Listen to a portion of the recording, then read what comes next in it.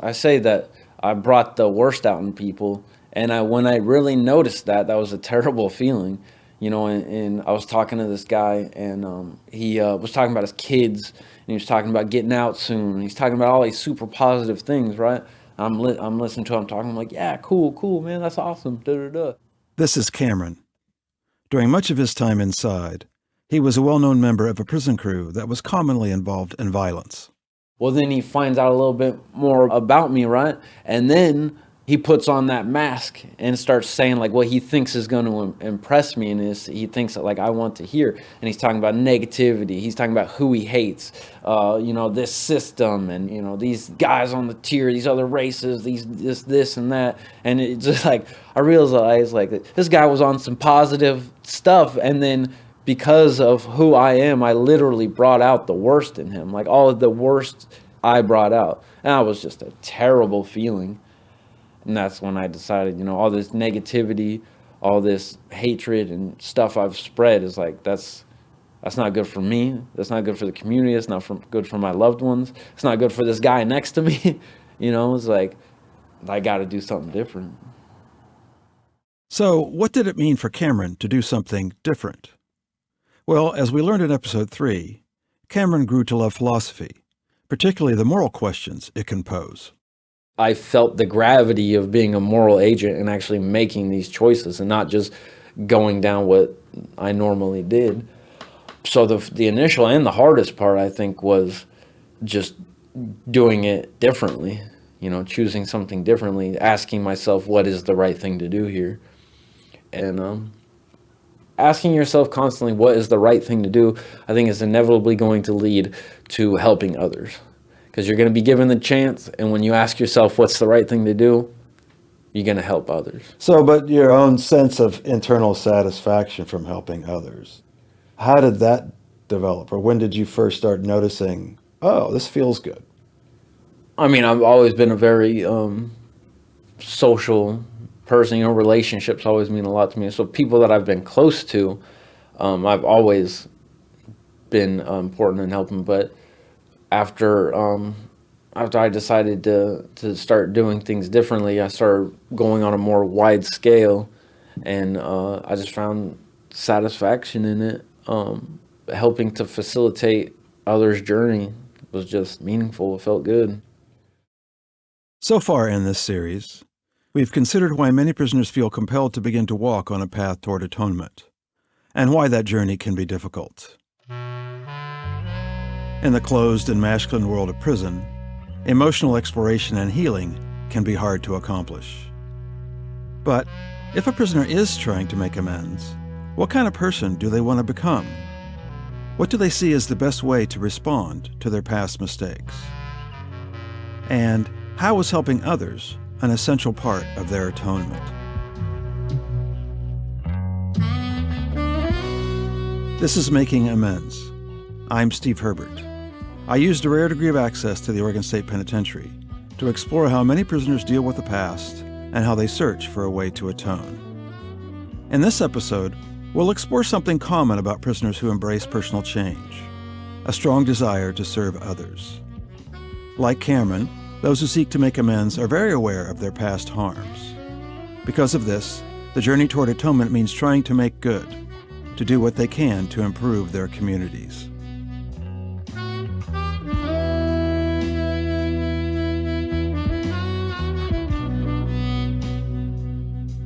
Episode 5. Put a little more air in his balloon.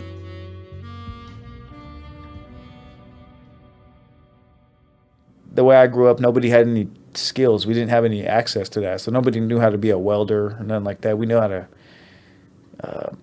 do a burglary or rob a bank. That was kind of what we were up to instead. We were like, well, we're all poor. We're all homeless. We got no money. Let's do it this way. But I think if these changes I'm making are kind of, I always try to encourage different people to learn stuff. And then I try to learn stuff myself if I can, so I can walk that walk. This is Steve. He's like other prisoners who seek to atone. He's trying to be of help to others. Because he's incarcerated, the easiest way to try and make good is by working with his younger peers. I think a lot of helping people in here is therapy. You know, there's a guy right now, I just walked past him, he's in a GED class down there, and that's because I told him he had to. Or, you know, I talked him into it anyhow. And so I try to make these little programs instead of just like the old stuff we used to do. Try to get my friends in the metal shop. I got 4 or 5 friends that I lured up into these classes up here trying to get their degree. So the guys that I know that I feel like are smart enough and could do that, a lot of times I'll sit down and I help them write their essays, or I talk them into it to get into their Pell Grant stuff, you know. It just seems like if they end up walking out of here and they stay out of here and they have a good life after this, then I don't know. To me, it means that I could have done the same thing. So I take pride in watching them walk out of here good. Terrence takes a similar pride in the work that he does. Another older guy, he built this mentorship program, and he was leaving the prison. He's going home, and he just threw it in my lap. I was like, here, you're the only one I can think of that's going to be able to run with this. So it's just an opportunity for me to have these guys come in and kind of give back what was given to me. Most programs in prison are overseen by either prison staff or outside volunteers. Terrence's class is different. It was the only program in DOC in Oregon that was led by an inmate. So the program pretty much got tossed in my lap. And the first thing we speak about is the type of person you were before you came to prison. What were the type of influences that you had? How was your childhood? How was your home life? What were you doing for work? Then towards the middle, we start to speak about who are we now? What path are we going down? Are we going down a path that's going to be healthy for us for our future? Are we going down a path that's going to continue to bring us back in here? And the third thing we speak about is our future. So we're worthy of a future. But if we don't believe that we're worthy of a future, then therefore we don't see a future. So I kind of helped them to comprehend that, helped them to kind of understand, okay, well, you guys think about the type of man you want to be when you get out of here. So we talk about those type of things and whatnot, trying to put a plan and stuff together. So everything that was given to me, I give back to them. By focusing his fellow prisoners on the future, Terrence is trying to help them to redirect their energies in the present. Like, hey, listen, I know it's nice for you guys to be here with your buddies and hanging out and playing basketball and smoking weed and fighting and all the rest of that stuff. Okay, yeah, that might be fun. But you guys need to take this opportunity while you're here to learn something about yourself, because you are worthy of a future. And it's a lot of young guys like that. Some guys listen, some guys don't. And I just been fortunate enough that I had some good dudes around me, and I learned some things and understood some things. So let me give you guys what I got.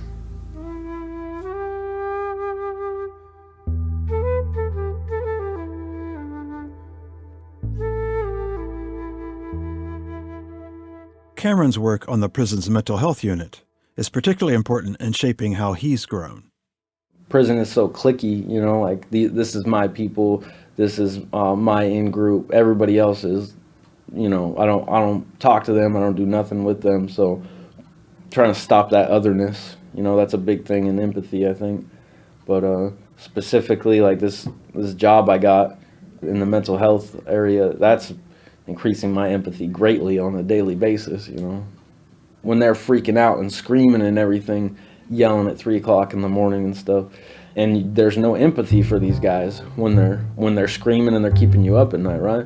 But then being down there and just experiencing them and talking to them and just seeing them for the people that they are, just the empathy just grows immediately, and you see that that otherness goes away.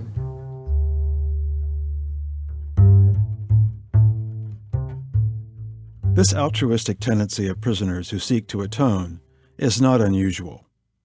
It is a key component of what the criminologist Shad Maruna describes as making good.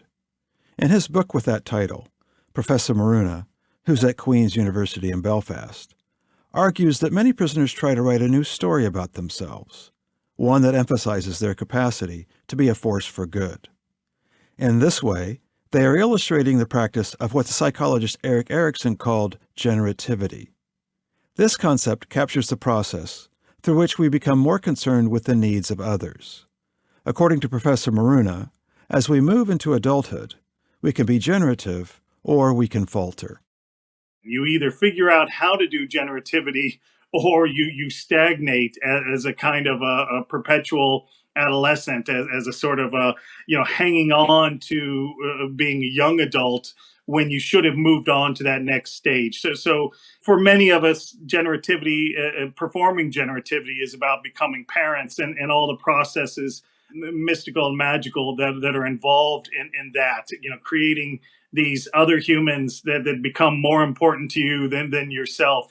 But even those, many of us who don't have children, perform generativity in that kind of movement from being a player to being a coach, from being a student to being a teacher, being a mentee to being a mentor. It's that process that bizarrely we don't have other words for.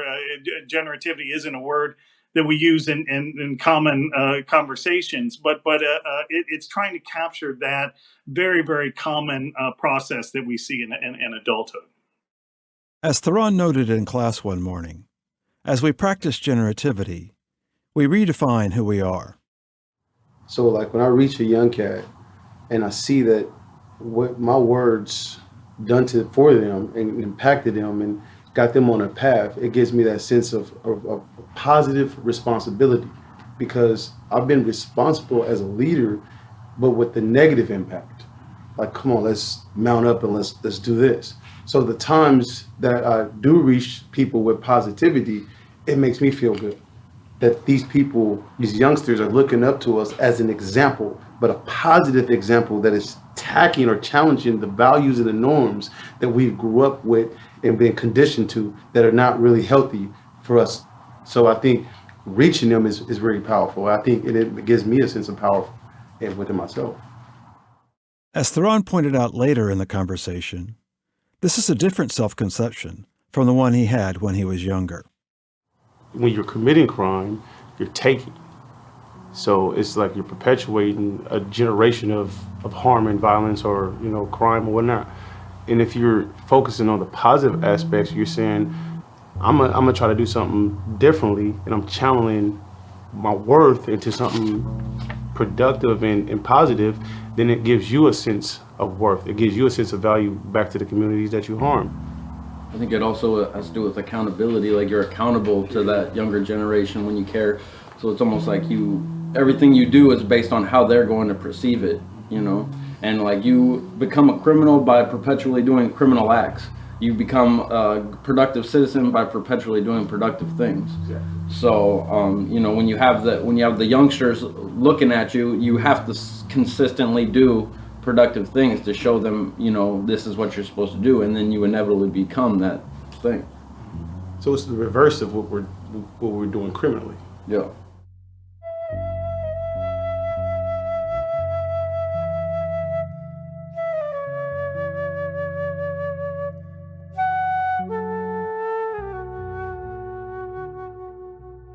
One of the striking aspects of the class that I taught was the consistent manner in which the men sought to support each other as they each tried to make good. One of my quieter students, Jonathan, explained one morning why that mattered to him. It's just like the simple things like that, like this dude right here, Anthony, he don't really know, but he's impacted my life to the fullest, of just being focused on what you want to go get and focus on what you need. And he probably doesn't even know that he's actually doing that on a day-to-day basis with me, until now. So, yeah. But, just simple things like that. Him, helping me out with my wedding, and him helping me out with like marital problems or whatever I'm going through. That has changed my whole marriage and my relationship with my wife. But he didn't even know that one little thing that he told me. Hey, bro, you gotta listen all the time and just listen. You don't even gotta talk sometimes. Listen. I always thought, I gotta say this, I gotta be the leader of this. But Now I just listen. Oh, okay, baby. It's beautiful. You know what I mean? But he gave me that. You know what I mean? So that created a better bond with me and her. So now we're gonna give that to our kids when we have kids. Just listen. You know. So I'm just curious, Anthony, how do you feel hearing Jonathan say that? It just reinforces, and this was like what I was gathering my thoughts about when everybody was talking, is like doing those type of things reinforces in yourself that you're doing the right thing. And so it's a added fuel. Hearing it and seeing it, it adds fuel. Like, okay, this is why I'm doing this. So yeah, it's good. I mean, I think that Anthony showing love and teaching, that's what he's supposed to do.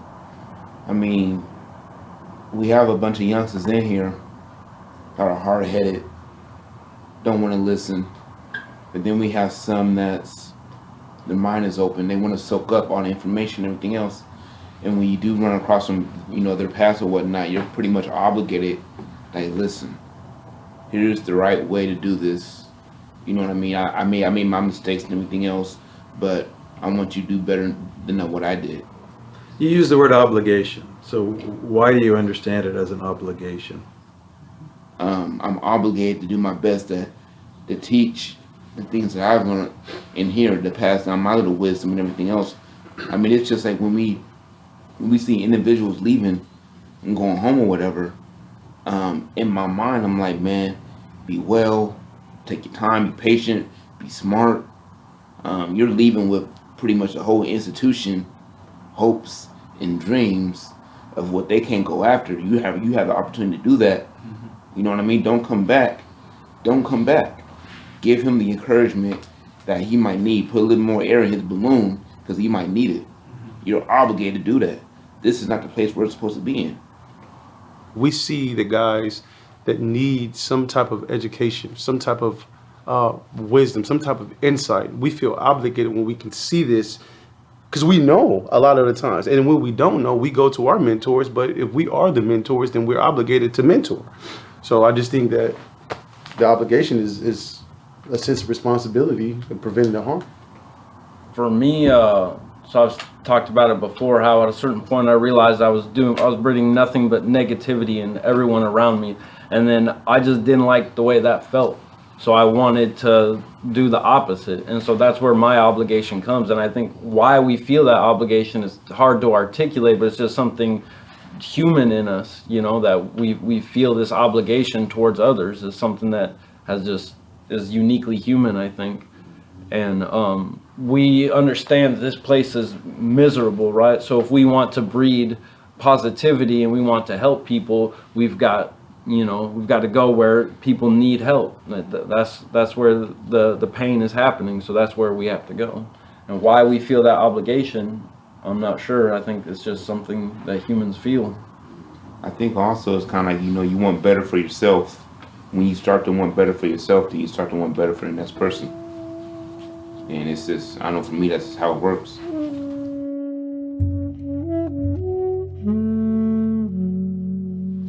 Part of why I feel obligated is because I understand what exposure did to me. So growing up, I was exposed to a certain type of lifestyle, a certain type of environment, and that's what I did. And once I start being exposed to other things, my mind started thinking different because it broadened. And so understanding that, there's a lot of people, old and young, that I know that haven't been exposed to certain things. So if I don't say something, if I don't put my hands into the fire, then they may never get exposed to it. So that creates a sense of obligation to me.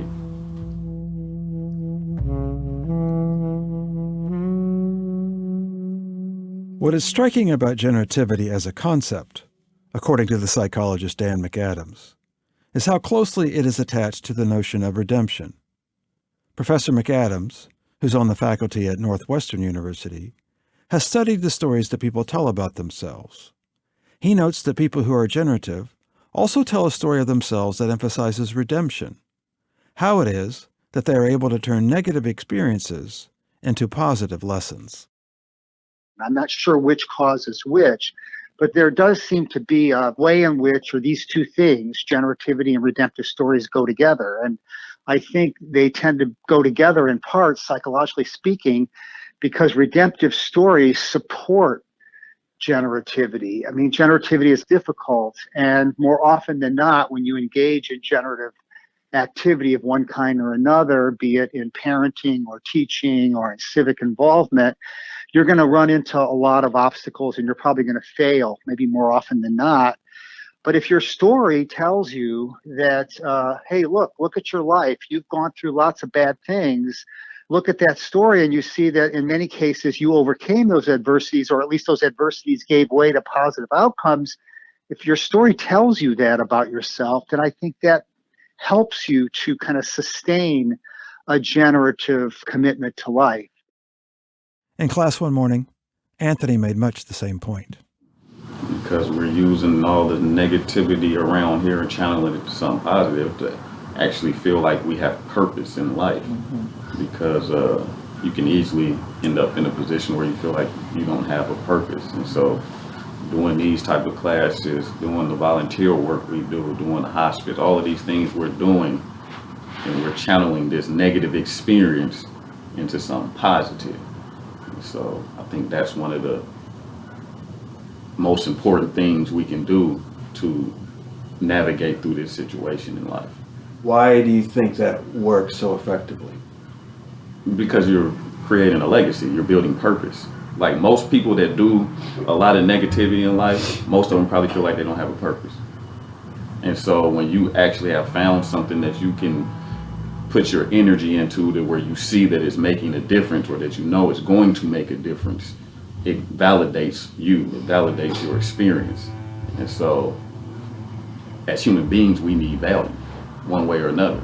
Same reason young people get into crime and gangs and stuff like that, because there's a false sense of value in those things at the time. And you use the same thing on a positive note.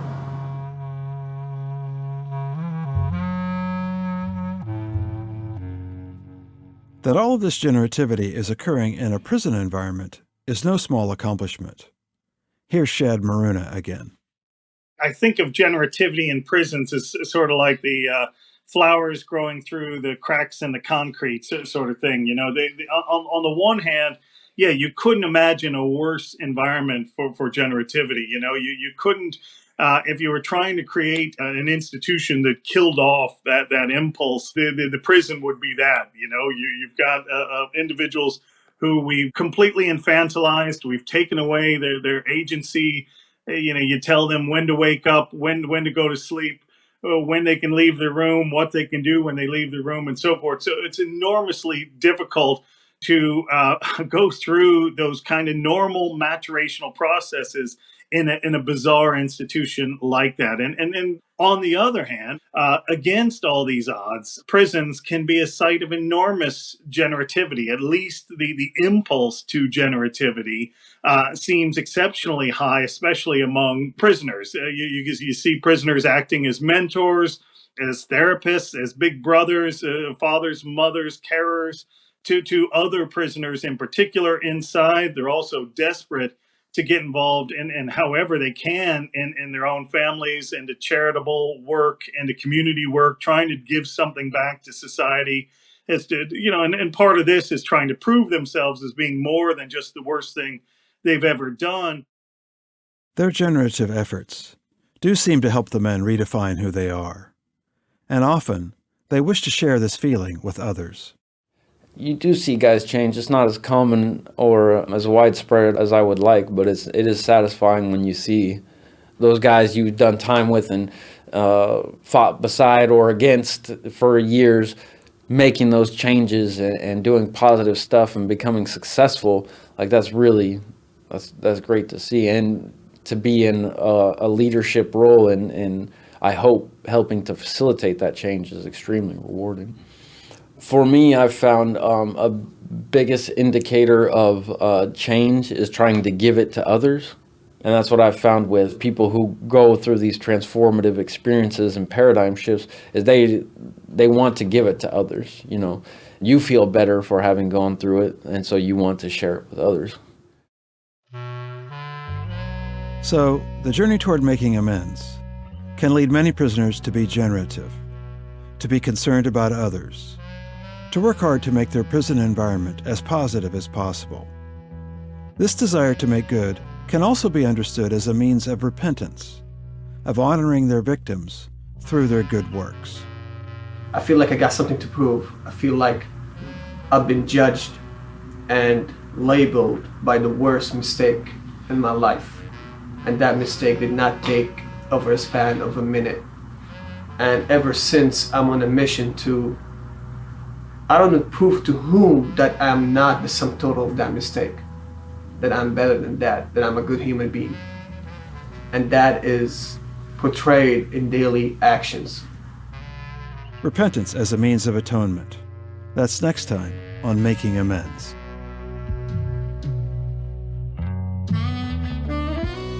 Making Amends is written and produced by me, Steve Herbert.